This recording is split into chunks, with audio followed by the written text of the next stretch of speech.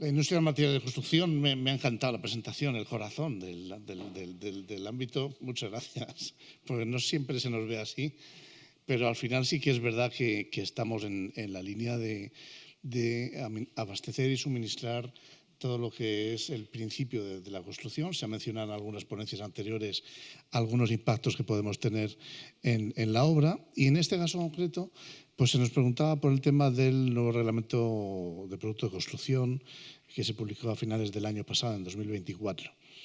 En el origen del mismo pues radica para la Comisión Europea en algunas demandas en algunos de los países de la Unión sobre determinados elementos de proceso constructivo. En esas demandas el juez de repente se ve que no tiene toda la información suficiente o necesaria para intervenir, y pues nos pasamos una serie de años una especie de vacío legal, donde incluso pensamos en demandar a la Comisión por ese vacío legal, porque no sabíamos cómo se tenía que construir o cómo la Comisión Europea decía que se tenía que construir. A partir de ahí la Comisión abre un proceso de consulta pública, un proceso de debate interno, y se acaba publicando el nuevo reglamento de producto de construcción. ¿En qué contexto por nuestra parte?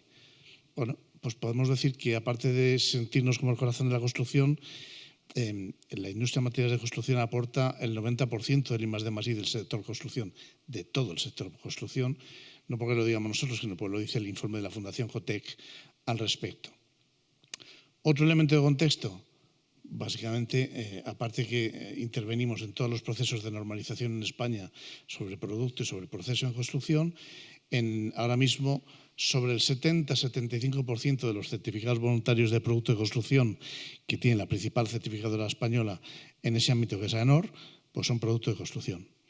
Por tanto, para nosotros es una forma clara, evidente, de demostrar cuál es la implicación de la industria en el cumplimiento exhaustivo de todas las cuestiones que nos está demandando el gran sector de la construcción en este momento. Novedades que aporta el reglamento de producto de construcción: básicamente incluye aspectos que antes no contemplaba, fundamentalmente sostenibilidad y digitalización, y ahora en la mesa redonda veremos cómo se traduce o en qué tema se traduce sobre todo el ámbito de la sostenibilidad. ¿Qué demandamos en un momento determinado del resto de agentes del proceso de construcción? Primero, que conozcan pues todo el esfuerzo en innovación y todo el esfuerzo en desarrollo que hacen los diferentes fabricantes de productos de construcción. Estamos hablando de 33.000 empresas en España con una producción de 60.000 millones de euros, líder mundial en muchos de los segmentos de determinados materiales, y por tanto, sí es verdad que con 2 millones de referencias diferentes de producto de construcción, por tanto el esfuerzo en generar la información de que cumple cada fabricante en cada uno de esos productos es exhaustivo. Y lo que demandamos o lo que queremos es que prescriptores, promotores, constructores, instaladores, etcétera, hagan el esfuerzo de conocer esa información. Y por último, que exista una vigilancia de mercado en la cual nos permita que, hecho ese esfuerzo en el cumplimiento de las prestaciones que nos pide la legislación vigente, lo que ocurra en cualquier ámbito de construcción, sea residencial, no residencial, obra civil, efectivamente incorpore materias de construcción que lo cumplan. Me acompañan dos compañeros de dos sectores diferentes: cemento, materiales aislantes, que intervienen de forma diferente en las obras, tanto en edificación como en obra civil, y a los que les voy a ir pidiendo, básicamente para hacerlo un poquito ágil, en 5 preguntas, su opinión respecto a algunos temas y algunos de los temas polémicos. Por ejemplo, descarbonización. Antes se mencionaba a Dolores Huerta, y tomando un café también nos emocionábamos hablando de las huellas de carbono en Noruega. Yo he visto, y esta es una escena real, un fabricante de tu organización preguntarle a una gran constructora: oye, ¿pero me vais a pagar el cemento descarbonizado? Sí, no, sí, no. Pues en parte el proceso de descarbonización se termina ahí. ¿Cómo lo ves, César? ¿Qué tal, Luis? Muchas gracias. Gracias también a la organización por la invitación. Pues lo veo que podemos avanzar, pero que hay que tener voluntad de avanzar. Me explico. Efectivamente, el sector de cemento, y lo ha comentado un poco antes de pasada Dolores, está haciendo un esfuerzo muy importante en descarbonizarse. De aquí a 2030 tenemos previsto, en el año 2030 tenemos previsto haber reducido la huella de carbono con respecto al escenario base en un 42% de nuestros productos. Hay tecnologías de captura de CO2 que ya están encima de la mesa y para que nos hagamos una idea, una planta de captura de CO2 cuesta lo mismo que una planta de cemento. Orden de magnitud, es duplicar el CAPEX. Y luego hay que operarla, lo cual también tiene costes asociados. Con lo cual, efectivamente, todas esas inversiones hay que repercutirlas de alguna manera en el producto. No podemos hacer la cuadratura de círculo. Pero creo que todo el mundo es más o menos consciente, lo que pasa es que nadie le quiere poner el cascabel al gato. Yo creo que tenemos que avanzar en que en esas bases de precio públicas de las administraciones o privadas, de Precio Centro, de Guadalajara, haya materiales bajos en carbono con su precio de bajo en carbono. Y ya está. Y cuando un prescriptor, ya sea arquitecto, ya sea ingeniero, quiera utilizar un material bajo en carbono porque tiene el objetivo político o individual o de su cliente de reducir la huella de carbono de su edificio, de su obra civil, pues que efectivamente prescriba materiales bajos en carbono, cementos bajos en carbono, y a partir de ahí se haga un presupuesto acorde a eso que se está pidiendo. Todo el mundo entiende que un hormigón, un HA100, de 100 megapascales no cuesta lo mismo que un HA25, lo entiende todo el mundo. Pues hay que entender igualmente que un material de muy baja huella de carbono no va a costar lo mismo que un material convencional. Y eso tiene que entrar dentro de las bases de precios e ir a proyecto y sabremos, tendremos que ser conscientes que al menos en el corto plazo, hasta que la tecnología se madura y escale, pues que vamos a tener que asumir unos costes. Y eso hay que decirlo alto y claro y tenemos que ser todos conscientes de ello. Hola, buenos días. Gracias al Instituto por invitarnos, por estar aquí. Pues bueno, la descarbonización es que el aislamiento en sí como producto, su razón de ser precisamente es la descarbonización, tanto en construcción nueva como en rehabilitación. Desde varios puntos de vista. Por un lado, el aislamiento como herramienta necesaria para los objetivos que establece la EPBD de descarbonización en 2050. Porque al final la reducción de la demanda energética tiene que pasar básicamente por el aislamiento. Luego además también porque es un producto que cada vez se adapta mejor o se está intentando desde los fabricantes adaptar mejor a las distintas necesidades que hay en edificación, con soluciones un poco cada vez más adaptadas a eso, mejorando también procesos constructivos o procesos de fabricación y luego también que somos una industria muy local, lo cual también ayuda a reducir la huella de carbono. Con lo cual, bueno, pues eso es nuestra razón de ser, la descarbonización. Es cierto que supone un incremento en el coste del edificio, obviamente, pero es la herramienta necesaria para precisamente todo esto. Gracias. Otro tema importante, en su momento participamos mucho en la reforma de la Ley de Contratos del Sector Público, hablábamos con muchos diputados pues para ver hacia dónde avanzaba y un aspecto clave era el análisis de ciclo de vida. Digamos que en general nos encontrábamos siempre la respuesta de cualquier grupo parlamentario, cualquiera, era muy a favor de corriente de pues todo el tema medioambiental, todo el tema sostenible. La cosa se complicaba cuando hablábamos de análisis de ciclo de vida.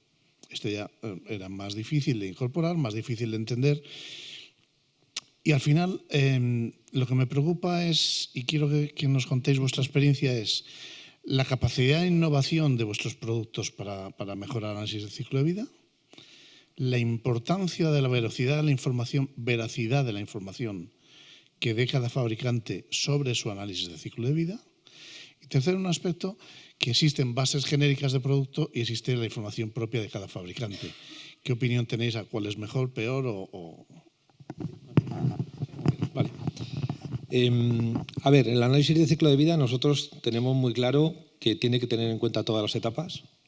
De hecho, el aislamiento, si no se tiene en cuenta la fase de uso y el carbono operacional, pues obviamente no tiene razón de ser y por lo tanto ese es el objetivo, ¿no? Que tendrían que considerarse todas las etapas. Si no, no tiene sentido y además se está haciendo una comparación de materiales que no es justa, ¿no? Siempre comparar es medir de la misma manera, misma metodología y con las mismas fases, ¿no? Eso por un lado. ¿Esfuerzos que se están haciendo? Bueno, pues por un lado el mercado está llevando a las declaraciones ambientales de producto y a los análisis de ciclo de vida completos. y eso es algo que el mercado está llevando, pero la legislación también va a llevar, mediante la revisión del Código Técnico de Edificación y con el DBHSA del que se está hablando, ¿no? La veracidad de la información es fundamental, claro, es que al final, y por eso sí que pensamos que también tiene que haber un control y una verificación de que la información es correcta. Es cierto que un análisis de ciclo de vida hecho con una declaración ambiental de producto verificada por tercera parte y registrada en un registro de DAP, pues sí que tiene ese control de la información, pero pensamos que también tiene que haber un control del análisis del edificio completo. Es decir, que se están aplicando bien las informaciones que tienen esas declaraciones de producto sobre todos y cada uno de los componentes del edificio. Por lo tanto, la veracidad es que es fundamental, porque si no, al final estamos haciendo trampas al solitario, ¿no? Bueno, David ha dicho parte de lo que yo tenía pensado, pero hay que añadir alguna cosa más, yo creo. A ver, bueno, el análisis de ciclo de vida, sí. Yo creo que todo el mundo lo tiene en la cabeza. Yo que trabajo con cemento y hormigón, evidentemente la durabilidad está en nuestro ADN, con lo cual tenemos que ver ese ciclo de vida completo. Se están desarrollando parte de... Yo siempre cuando hablo con la gente nueva que entra en IECA o con gente que tenemos es... nosotros tenemos que descarbonizarnos, lo tenemos ahí, es un must, como dicen los ingleses, pero no podemos sacrificar ninguna de nuestras prestaciones a largo plazo, es fundamental. O sea, puedo hacer cualquier cosa, pero la fiabilidad estructural del hormigón y la durabilidad del hormigón a 100 años vista o 150 años vista es sagrada, no se puede tocar. Con lo cual el análisis de ciclo de vida tiene que ser completo. Y luego a partir de ahí nos descarbonizamos. Esas, digamos, las condiciones de contorno.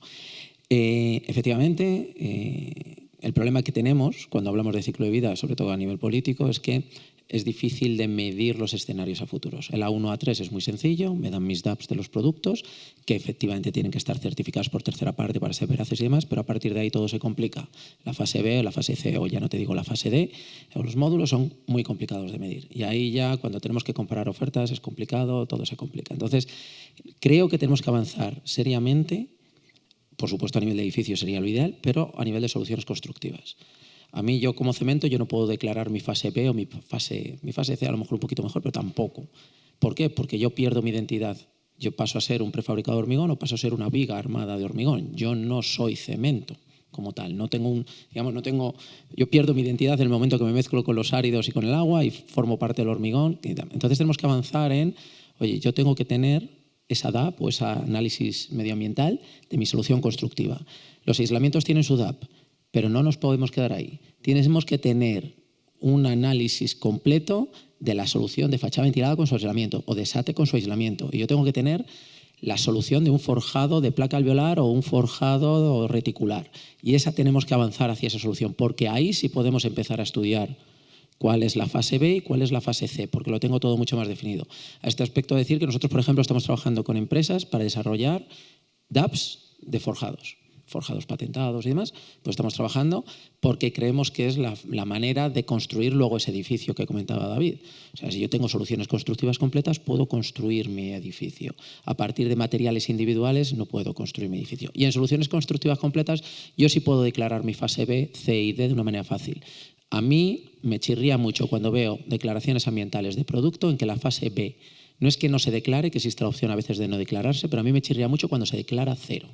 No me creo que haya ningún producto, y yo vengo del hormigón, que es probablemente el que menos mantenimiento tenga o de los que menos mantenimiento tengan en un edificio, no me creo que haya ningún producto que en 50 años no necesite mantenimiento, una limpieza, una reparación menor, cualquier cosa. Y vemos, y estamos cansados de ver, declaraciones ambientales de producto certificadas por tercera parte que la fase B la declaran como 0.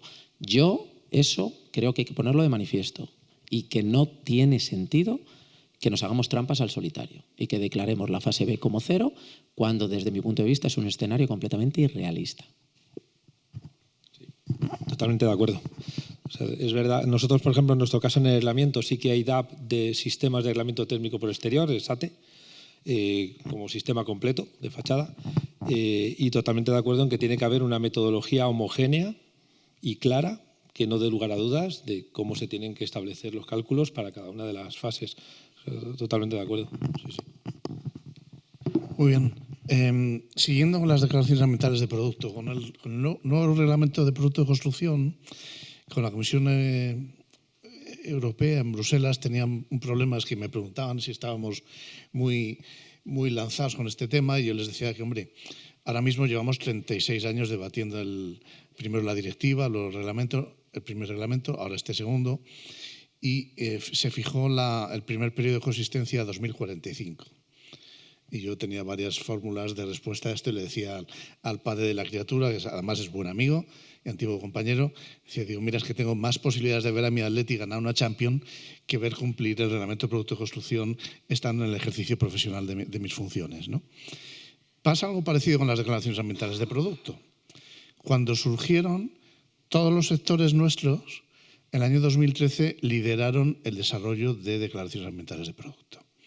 Ahora el reglamento nos dice que, bueno, serán exigibles a partir del año 2029. Eso nos genera una tensión en la industria que tiene que ir adaptándose a las cuestiones y que ve que en el otro lado, en el sector, en la parte de la demanda, pues no se va a la misma velocidad que va la industria. Por tanto, esa sería una reflexión también para tener en cuenta en el resto de agentes del sector de la construcción. Y a vosotros me gustaría preguntaros, por ejemplo, el impacto, la consideración de cuna a tumba o solo alguno de los módulos, ¿es una pelea comercial entre productos, familias de productos, o es algo que tenéis claro hacia dónde tiene que ir? A ver, yo tengo claro que tenemos que evaluar todos los módulos y contar todos los módulos. Y el análisis al final, la fotografía de un edificio, de una obra, tiene que ser con todos los módulos completos.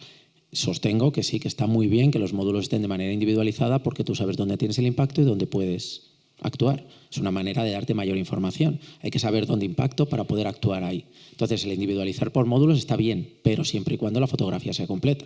Es decir, no es A o B, es A más B. Yo tengo que evaluar, por supuesto, todos los módulos, ver cuál es mi solución óptima. Evaluando todos los módulos, vuelve un poco con la pregunta anterior de análisis de ciclo de vida completo, pero efectivamente al individualizarlo por módulos me da muchísima información para saber dónde tengo mi mayor impacto y dónde tengo que actuar. Y ahora con la nueva DAP o con la nueva norma, la 15804, la nueva versión, donde se distingue el carbono biogénico del carbono fósil, se pone muy de manifiesto. Cuando el carbono biogénico puede ser, digamos, incluso negativo en una etapa, pero que en una etapa final del ciclo de vida se vuelve positivo, con lo cual estás viendo que si solo te fijas en una etapa estás teniendo una aproximación totalmente parcial y errónea, y eso se pone ahora muy de manifiesto, ¿no? Entonces, por supuesto, yo tengo que saber dónde tengo ventaja, dónde tengo penalización y actuar donde tengo penalización. No se debe utilizar como comparativa. Se está utilizando de forma marketingiana como comparativa. No, yo es que fíjate, A1, A3 tengo una huella de carbono muy baja. Bueno, vale, pero es que no me interesa A1, A3, me interesa el ciclo de vida completo. Entonces, el A1, A3, muy bien, tú lo tienes muy favorable, pues no actúes en el A1, A3, pero ¿qué pasa con tu fase C? Ah, no, es que ahí sí que emito. Ah, bueno, pues actúa ahí. A mí me puede pasar como cemento, me puede pasar al revés. Tengo una A1, A3, donde evidentemente tengo una mayor huella de carbono, pero luego a lo largo del ciclo de vida tengo una mayor durabilidad que me ayuda a diluir esos impactos, o tengo un efecto de carbonatación a lo largo de mi ciclo de vida que está secuestrando CO2 de manera permanente en la atmósfera. Entonces, tendré que intentar maximizar esa otra parte y minimizar donde más, huella de carbono tengo. O sea, la diferenciación por módulos está muy bien para saber dónde están los impactos, pero la foto tiene que ser completa, eso seguro. Es que si no, nos hacemos trampas al solitario. Pues ahora me pasa a mí que has contado casi todo lo que quería contar yo. Sí, básicamente, efectivamente, el hacerlo por módulos tiene que servir para mejorar y para saber dónde tienes que poner más énfasis en tu mejora, pero el dato completo de todas las fases es lo importante porque además es la realidad del edificio, de su vida completa, ¿no? Es que no hay más. Es cierto que en el caso de los aislantes nosotros pensamos que no va a haber tanta diferencia entre unos materiales y otros. Vamos a estar trabajando en unos rangos, pero no va a haber tantísima variación. Y va a depender también un poco el uso u otro material también de las condiciones de contorno del edificio, ¿no? De qué necesite y cuáles son sus necesidades. También otra cosa que hay que tener en cuenta es que el aislamiento en peso con respecto al total del edificio tiene un impacto bajo. Es decir, es poco en porcentaje, en peso con respecto al total. Pero en cualquier caso sí que nos parece que, y también para evitar esas comparativas de las que estaba hablando César, todos siguiendo las mismas reglas, todos utilizando las mismas fases, la misma versión de la norma, que es la que se utilice para las DAP, etcétera, etcétera. Y todo siempre con un control también de que esa información es verídica, es correcta y que no se está haciendo trampas en el asunto. Bueno, al final estaríamos de acuerdo en que para el verdaderamente importante en esto, que es el ciudadano, cuando utiliza una vivienda, utiliza una obra pública, lo importante es que el impacto global completo sea el que se analiza y, por tanto, se dé, como decía antes César, toda la foto completa. ¿Estamos de acuerdo en eso? Sí, y además se ha comentado en la ponencia anterior, hablando de la pobreza energética, un etiquetado energético tiene un montón de parámetros, pero al final, cuanta más información das de cara al usuario, es mucho más complicado. Si das un dato global, es mucho más fácil de entender, ¿no? Tiene más lógica. Vale. Otro tema diferente que también incorpora el nuevo reglamento es la parte digital, el pasaporte digital de producto. ¿Cómo está trabajando vuestro sector ahí? 1, ¿qué importancia le dais? 2, y 3, ¿cómo creéis que lo va a absorber el resto de los sectores? Es decir, la utilización que hagan de esa información digital de cada uno de vuestros productos.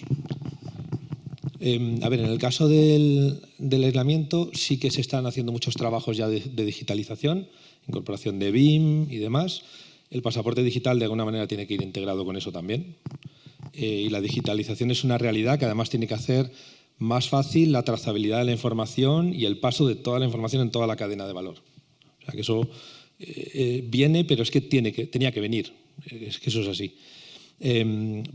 El pasaporte digital, en nuestro caso ahora mismo, todavía se está definiendo qué parámetros va a incluir, porque ahora mismo esa consulta que decías de la Comisión Europea, pues ahora están en otra consulta que es información para ver qué normas hay que hacer y qué parámetros tendrán que incluir. Por lo tanto, ahora mismo el debate está más en los aspectos tecnológicos del pasaporte digital, si la información va a ser más o menos centralizada o descentralizada, qué protocolos de comunicación, ese tipo de cosas. Y en cuanto al aislamiento en sí, de momento no están definidos los parámetros que van a incorporarse ahí. Entonces, todo el mundo sí que está atento a qué va a pasar. El 6 de noviembre tenemos una jornada con UNE Andimat para hablar precisamente de esto, pero ahora mismo todavía está todo el mundo como muy atento, pero todavía no está definido qué es lo que va a ir en el pasaporte. Sí, con respecto al pasaporte digital, decir que va a ser imprescindible básicamente porque si no vamos a tener albaranes de 27 páginas, va a ser imposible encontrar la información. Entonces, digitalizar toda esa información, toda esa declaración de prestaciones es esencial. Pensad que vamos a incorporar muchísimas características técnicas de los materiales y luego muchísima característica también ambiental. Y buscar la información en un documento digital va a ser mucho más fácil, vamos a tenerlo todo más acotado. Entonces es imposible no hacerlo, o sea, tenemos que ir. En nuestro caso, desde IECA, Arturo, mi compañero Arturo Alarcón, lleva la secretaría del Comité de Normalización de temas digitales en la construcción y nosotros como Cemento ya tenemos definido, digamos, toda la estructura del pasaporte digital de producto. Con las características esenciales, ya tenemos el Standardization Request, con lo cual ya tenemos las características esenciales definidas y todo eso, digamos, a nivel de Cemento ya está. Pero no podemos quedarnos ahí, no podemos decir hoy que bien, ya hemos hecho nuestro trabajo y aquí nos quedamos. Como he dicho antes, tenemos que evolucionar y tenemos que evolucionar hacia materiales más complejos y hacia soluciones constructivas en la medida de lo posible. Y tenemos que empezar a aportar la digitalización pues, para temas BIM, para otro tema. Y creo que es importante, y esto UNE sí que trabajo en ello, y lo cuenta Aitor Aragón, que todo esto esté en una plataforma que de alguna manera sea una plataforma pública donde todo el mundo pueda acceder a esos productos, donde pueda tener acceso a esa información, donde pueda incorporarla a sus proyectos.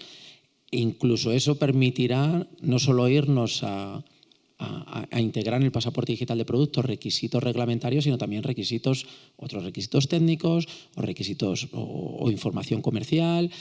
Entonces, todo eso tenemos que trabajar en ello. Y además nosotros, un proyecto de innovación que tenemos, estamos intentando trasladar esa parte digital a la parte física. Sensorizando con sensores RFID el hormigón, estamos intentando ser capaz de codificar dentro del hormigón toda esa información digital, de manera que un receptor, un cliente, un usuario pueda, con un lector relativamente sencillo, lo ideal sería que fuera un móvil, pero todavía no estamos en ese punto tecnológico, ir con su móvil, leer el hormigón que tiene en su edificio y que le diga, oye, este hormigón está fabricado con un cemento tipo tal, que se fabricó en la fábrica de no sé dónde, con estos requisitos o con estas características técnicas, con estas características ambientales, de manera que toda la cadena de valor pueda tener acceso a esa información en tiempo real porque eso esté digitalizado de alguna manera. Eso es un poco ciencia ficción, pero estamos intentando trabajar en ello, ¿no? El traspasar esa parte digital al ámbito físico, porque si no tampoco tiene mucho sentido tener un modelo BIM digital si no somos capaces de alguna manera de interrelacionarlo con mi activo real, ¿no? Me gustaría hacer un comentario, pero nos queda medio minuto y quiero preguntaros otro tema diferente. Estamos trabajando con AENOR en este caso. Hemos trabajado con todas las certificaciones de edificio, pero es verdad que ninguna, porque por su carácter internacional y porque había que modificar internacionalmente algunas cuestiones, admitían incorporar las prestaciones de producto. Esto lo estamos haciendo con AENOR y le hemos ofrecido al Ministerio de Vivienda el hecho de desarrollar conjuntamente una especie de certificado de edificio sostenible e industrializado que permita medir exactamente y perfectamente todas las incorporaciones a la sostenibilidad y a la industrialización de edificio que pueda haber en cada momento. ¿Vuestra opinión? A ver, yo conozco digamos, el esquema del edificio sostenible de AENOR y para mí es fundamental. Es fundamental, a ver, siempre hablamos de prestaciones del edificio, pero es que al final las prestaciones se consiguen con materiales y se consiguen con productos. Y si yo no soy capaz de evaluar esa sostenibilidad del producto, difícilmente puedo construir un edificio sostenible con materiales y con productos que no sean sostenibles. Es muy complicado. Yo no puedo conseguir prestaciones si no consigo que los materiales me aporten esas prestaciones. Entonces, ese enfoque de prestar atención o de poner el foco en los materiales creo que es acertado al menos en la primera fase. Porque evaluar, como hemos dicho, evaluar las prestaciones de un edificio a muy largo plazo con el ciclo de vida completo no es fácil. Entonces, los materiales nos pueden dar soluciones. Sí, de hecho, el esquema de AENOR está montado sobre eso, ¿no? Una marca N sostenible de producto para luego escalarlo al edificio sostenible. Es que no hay otra manera. Vamos, yo lo veo que tiene que ser así. O sea, el esquema no puede plantearse de otra manera. Y no puedo añadir mucho más a lo que ha dicho César.